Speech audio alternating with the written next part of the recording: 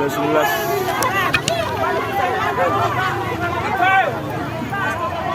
Bulu Dori.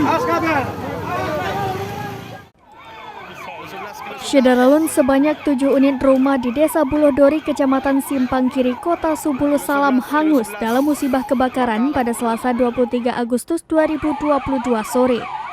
Informasi yang disampaikan Camat Simpang Kiri, Rahmayani Sari, dalam WhatsApp grup Pusat Pengendalian Operasi Penanggulangan Bencana atau Pusdalop BPBD Kota Subulu Salam.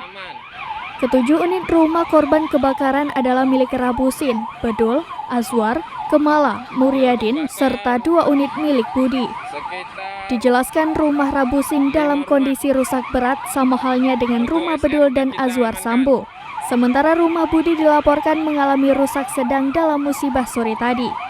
Kasih Kedaruratan Badan Penanggulangan Bencana Daerah Kota Subulu Salam, Ali Supratman yang dikonfirmasi serambinews.com mengatakan 4 armada pemadam kebakaran atau damkar dikerahkan untuk pemadaman api. Informasi yang dihimpun serambinews.com, kebakaran terjadi pukul 16 waktu Indonesia Barat. Ratusan warga berjibaku membantu menjinakkan si jago merah. Kilo 11. Kebakaran.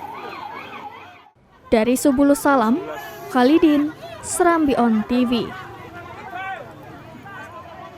Bulu Dori.